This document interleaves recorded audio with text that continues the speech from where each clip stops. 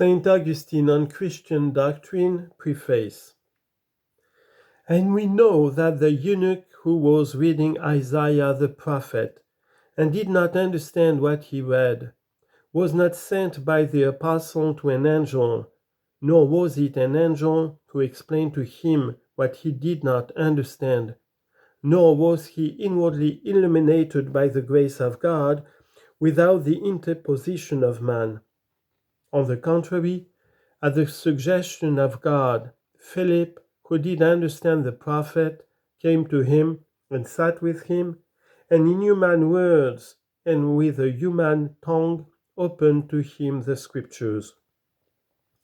Acts chapter 8, verse 26.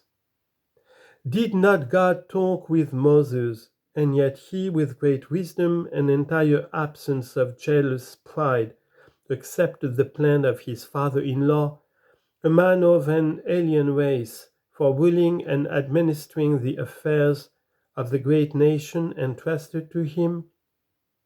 Exodus chapter 18, verse 13.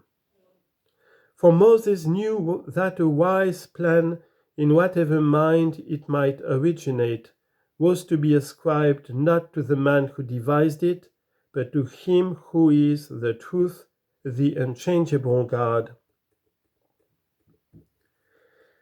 In the last place, everyone who boasts that he, through divine illumination, understands the obscurities of Scripture, though not instructed in any rules of interpretation, at the same time believes and rightly believes that this power is not his own, in the sense of originating with himself, but is the gift of God.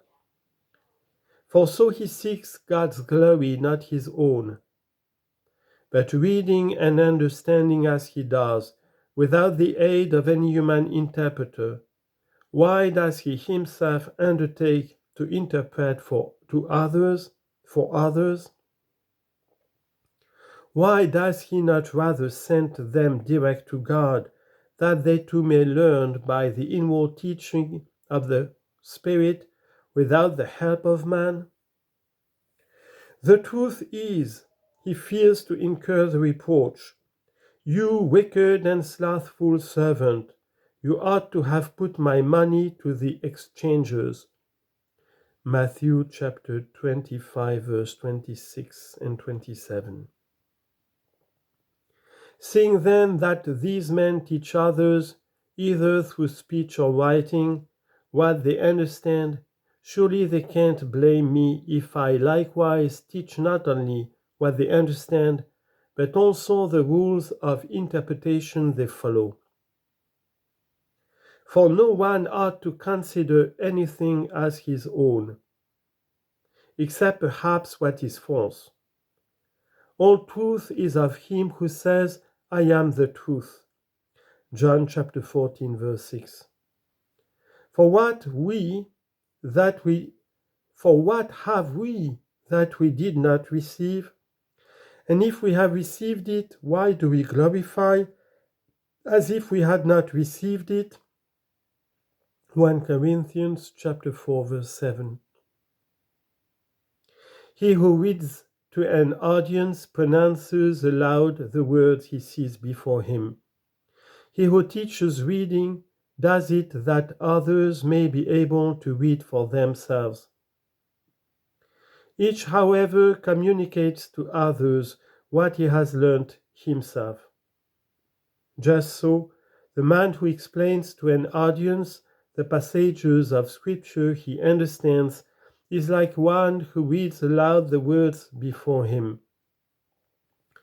On the other hand, the man who lays down rules for interpretation is like one who teaches reading, that is, shows others how to read for themselves.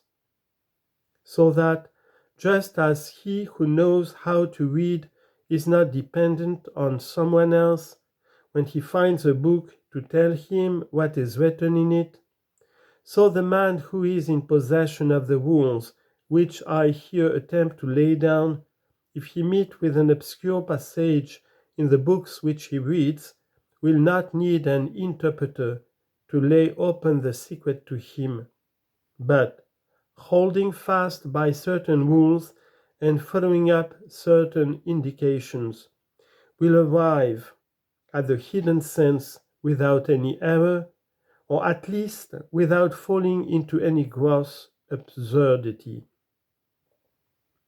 And so, although it will sufficiently appear in the course of the work itself that no one can justly object to this undertaking of mine, which has no other object than to be of service, yet as it seemed convenient to reply at the outset to any who might make preliminary objections, such is the start I have thought good to make on the road I am about to traverse in this book.